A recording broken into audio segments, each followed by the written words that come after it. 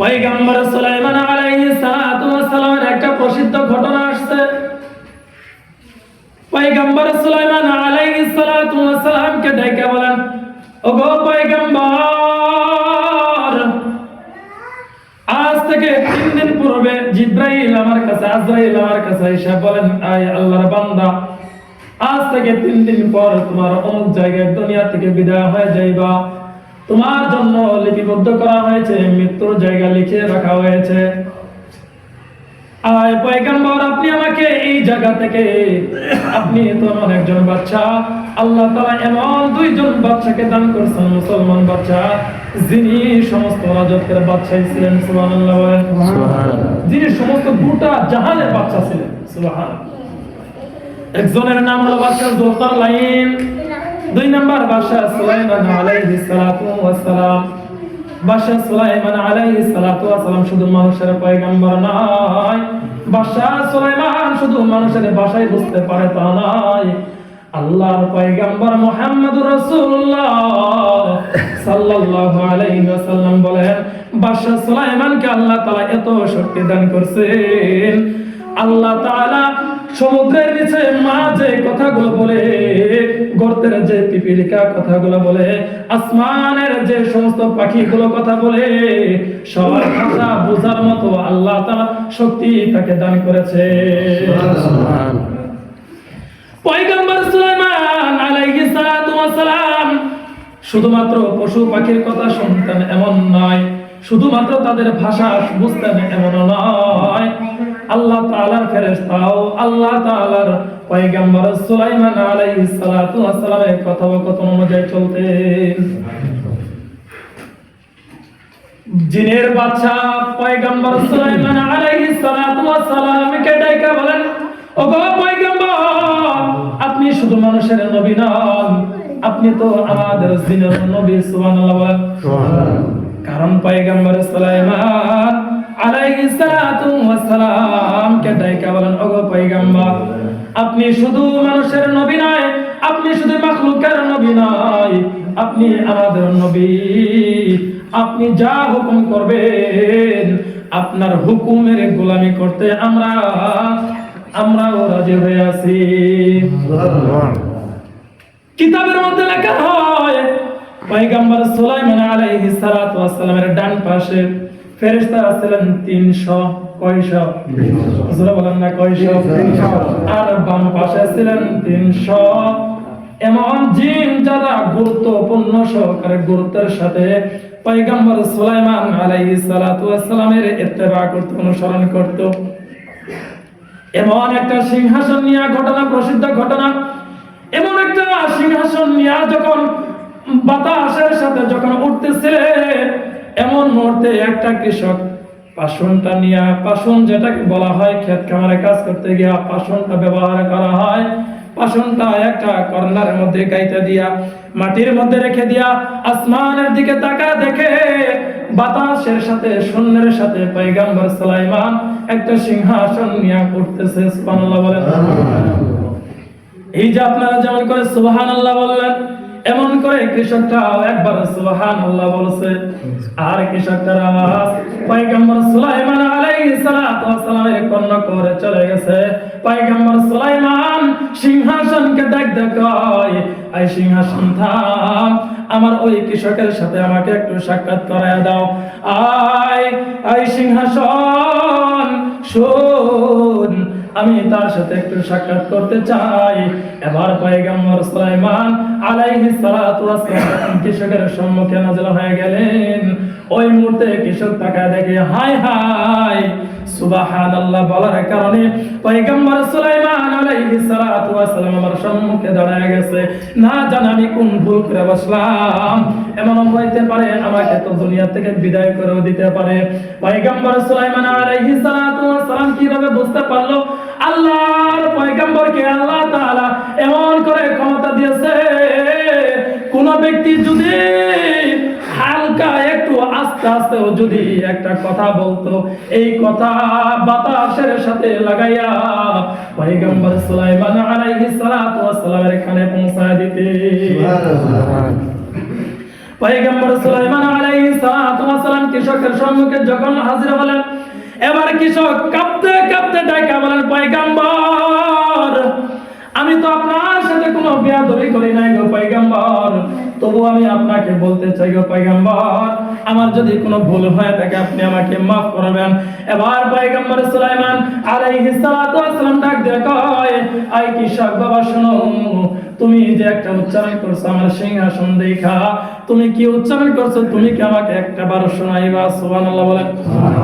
এবার কৃষক ডাক দিয়ে কয়, পয়গম্বর, আপনি বাতাসের সাথে শূন্যের সাথে আপনার সিংহাসনটা নিয়ে উঠতেছেন, এমন একটা দৃশ্য দেখে আমার জবান থেকে অটোমেটিকলি একটা কথা বের হয়ে গেছে, সুবহানাল্লাহ, আল্লাহ তাআলার প্রশংসার কথা বের হয়ে গেছে। এই কথাটা বের হয়ে গেছে, ওগো পয়গম্বর, হইতে পারে এই কথাটা আপনার কাছে পৌঁছায় দেওয়া হয়েছে। এবার পয়গম্বর সুলাইমান আলাইহিস সালাতু ওয়াস সালাম ডাক দিয়ে কয়, আরে বাবা শুনো, তোমাকে যদি আমার সিংহাসনটা দেই তাহলে কি তোমার সুবহানাল্লাহর সওয়াবের ওজনটা তুমি আমাকে দিবানি? সুবহানাল্লাহ। আল্লাহ, কারণ পয়গম্বর সুলাইমান আলাইহিস সালাতু ওয়াস সালাম বুঝতে পারেন তার সিংহাসনের চাইতে একটা সুবহানাল্লাহর মর্যাদা, একটা সুবহানাল্লাহর নেকি বড় দামি। কারণ একটা সুবহানাল্লাহ বলে জান্নাতের মধ্যে একটা গাছ তৈরি হয়, গাছ। সুবহান, কি তৈরি হয়? গাছ। দুনিয়ার কোনো সাধারণ গাছ নয়, আল্লাহর পয়গম্বর রাহমাতুল লিল আলামিন বলেন এমন একটা গাছ আল্লাহ তাআলা জান্নাতের মধ্যে লিখে রাখেন। ওই গাছটা যদি আরবের তেজমান ঘোড়াটা নিয়া একটা নৌজন যুবক যদি 500 বছর এই ঘোড়া এই গাছের চতুর্পাশ দিয়ে যদি দৌড়ানো শুরু করে দেয়, 500 বছর পার হয়ে যাবে, তবুও গাছের ছায়া কখনো এরা শেষ করতে পারবে না। সুবহানাল্লাহ। আল্লাহর পয়গম্বর রাহমাতুল লিল আলামিন জানায় দেয়, শুধু তাই না ওই গাছটাতে 100 পর্যন্ত ডাল থাকবে। সুবহানাল্লাহ বলেন। আবার 100 ডালের সাথে 1000 করে শিকড় থাকবে, 1000 করে কষি থাকবে। সুবহানাল্লাহ। 1000 কোষের সাথে আবার 1000 করে পাতা থাকবে। এমন একটা ছায়াদার গাছ আল্লাহ তাআলা জান্নাতের মধ্যে লিখে দেয়, ওই ব্যক্তির জন্য দিবে যেই ব্যক্তি একবার সুবহানাল্লাহ বলবে। এই যে সুবহানাল্লাহ বললেন, একবার জান্নাতের মধ্যে গাছ হয়ে গেছে। সুবহানাল্লাহ। তাহলে জান্নাতের মধ্যে গাছ আমরা কি পাইতে চাই কি চাই না? বলেন চাই। কারা কারা চাই? সবাই। তো কে কে চাই? সবাই। তাহলে আমরা প্রত্যেকে যদি চাই, সর্বদা হওয়ার হালতে আল্লাহ তাআলার জিকিরে আসতে হবে, সর্বাবস্থায় আল্লাহ তাআলার জিকিরে আপনাকে আমাকে মগ্ন থাকতে হবে। একবার সুবহানাল্লাহ বলে, একবার আলহামদুলিল্লাহ বলে, একবার আল্লাহু আকবার বললে আল্লাহ তাআলা এত খুশি হয়, জান্নাতের মধ্যে একটা গাছ, একটা ঘর তৈরি করে দেয়। সুবহান। পয়গম্বর সুলাইমান ডাক দিয়ে কয়, আয় কৃষক বাবা শোনো, তুমি যদি আমাকে একবার সুবহানাল্লাহর সওয়াবটা দিয়ে দাও, আমি আমার সিংহাসন তোমাকে দিয়ে দিব। এবার মুরব্বি ডাইকা কয়, ওগো পয়গম্বর, আপনি আমাকে মশকরা করেন নাকি? আপনি আমার সাথে ঠাট্টা মশকরা করেন নাকি? পয়গম্বর সুলাইমান ডাক দিয়ে কয়, আয় জিনের বাচ্চা শোনো, আয় ফেরেশতারা শোনো, তাই সে যদি আমাকে একবার সুবহানাল্লাহ দিয়ে দেয়, আমি তাকে দিয়ে দিলাম, তোমরাও আজ থেকে তোমরা তার গোলামি শুরু করে দিবা। এবার পয়গম্বর সুলাইমান যখন এই কথা বলছেন, এবার ডাক দেখায় মুরব্বি, ডাক দেখো গো পয়গম্বর না দান, কারণ আপনি নবী হয়ে বলতেছেন আমার সুবহানাল্লাহ বড় দামি, সুতরাং আপনার সিংহাসন আপনি নিয়ে থাকেন, আমি আমার সুবহানাল্লাহ দিতে রাজি না। তাহলে সুবহানাল্লাহ তার কাছে থেকে গেল, কিন্তু পয়গম্বর সুলাইমান আলাইহিস সালাতু ওয়াস সালাম বুঝাইলেন তার সিংহাসনের চাইতে একটা সুবহানাল্লাহর মর্যাদা বেশি। সুবহান। তাহলে যেই কথাটা বলতেছিলাম, পয়গম্বর সুলাইমান আলাইহিস সালাতু ওয়াস সালাম শুধু মানুষের নবী নয়, জিনেরও নবী ছিলেন এবং বাতাসের নবী ছিলেন। বাতাসের মাধ্যমে তার কথাগুলো তার কর্ণকুহরে পৌঁছায় দিতেন। এবার পয়গম্বর সুলাইমান আলাইহিস সালাতু ওয়াস সালামকে ডাইকা কয়, ওগো পয়গম্বর, আজ থেকে 3 দিন পূর্বে আপনার একজন ফেরেশতা আজরাইল আমাকে বইলা গেছে, 3 দিন পর আমাকে দুনিয়া থেকে বিদায় করে নিবে, মৃত্যুবরণ চলে আসবে।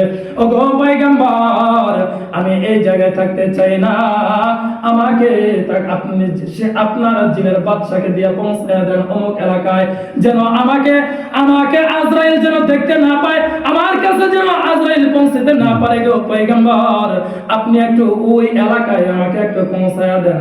এমন করে যখন বললেন, পয়গম্বর সুলাইমান আলাইহিস সালাতু ওয়াস সালামের কিন্তু আত্মবিশ্বাস ছিল, কারণ তিনি তো পয়গম্বর, তিনি তো নবী। ইযা জা আজালুহুম লা ইস্তাকিরুনা সাআতাও ওয়া লা ইস্তাকদিমুন। পয়গম্বর তো জানে যার যখন মৃত্যু চলে আসে, এক সেকেন্ড তো আগে আসবে না, এক সেকেন্ড তো পরে আসবে না। সুবহানাল্লাহ বলেন। যার যখনের জন্য লিপিবদ্ধ করা হয়েছে, কোন জায়গায় মৃত্যু বরাদ্দ করা হয়েছে সেই জায়গায় মৃত্যু হবে। এমন ঘটনা আছে, নৌকা ভাড়া দেওয়া যায় সেই জায়গায় দুনিয়া থেকে বিদায় হয়ে গেছে। আপনাকে আমাকে বুঝতে হবে, ওই জায়গায় আপনাকে আমাকে মৃত্যুর লেখা চিঠিটা রেখে যাচ্ছেন। আবার কেমন এমন আছে, গাড়িতে আরোহণ কইরা ঢাকা যাওয়ার পথে অ্যাক্সিডেন্ট হইয়া দুনিয়া থেকে বিদায় হয়ে গেছে। আল্লাহ তাআলা কার কোন জায়গায় মৃত্যু লেখা রাখছে কেউ জানে না। পাঁচটা বিষয় কোন দুনিয়ার মানুষরা জানে না, কোন পয়গম্বরও জানে না। সেই কথাগুলো অন্য একটা কথা, যে কথার মধ্যে একটা কথা হইল মৃত্যু কখন চলে আসে এটা দুনিয়ার কোন মানুষও জানে না, কোন পয়গম্বর জানে না, কোন নবীরাও জানে না। একমাত্র রেখে দিয়েছেন কে? আল্লাহ। রাসূল বললেন না কে? আল্লাহ। একমাত্র রেখে দিয়েছেন আল্লাহ। মৃত্যু কার কখন চলে আসবে, কিন্তু মৃত্যু আসবে এটাই বাস্তব। কি বলেন, ঠিক না? মৃত্যু আসবে এটাই বাস্তব। কুল্লু নাফসিন যায়িকাতুল মাউত। আয় দুনিয়ার মানুষ, মৃত্যু তোমাদের সম্মুখে আসবে, কিন্তু কখন আসবে? ইয়া আইয়ুহাল্লাযীনা আমানু তাকুল্লাহ। মৃত্যু আসার আগে আমি আল্লাহ তাআলাকে ভয় করো। আমি যে কথাটা থেকে চলে গেলাম, পয়গম্বর সুলাইমান আলাইহিস সালাতু ওয়াস সালাম তো জানেন, তার যদি মৃত্যু ওই জায়গায় লেখা থাকে সেই জায়গায় হবে। এবার পয়গম্বর সুলাইমান আলাইহিস সালাতু ওয়াস সালাম আল্লাহর পয়গম্বর জিনের বাদশাকে ডাক দেয়, ওই জিন তাকে অমুক এলাকায় রেখে দিয়ে আসো। এবার যখন জিনের বাদশা যখন ওই এলাকায় যখন রেখে দিয়ে আসলো, এবার আল্লাহর বান্দা যায় দেখে আজরাইল তার সম্মুখে হাজির। সুবহানাল্লাহ বলেন। সুবহানাল্লাহ। আজরাইল তার সম্মুখে কি হাজির, উপস্থিত হয়ে গেছে। এবার আজরাইল ডাক দেখায়, আয় আল্লাহর বান্দা শুনো, মৃত্যুর জন্য প্রস্তুতি গ্রহণ করো।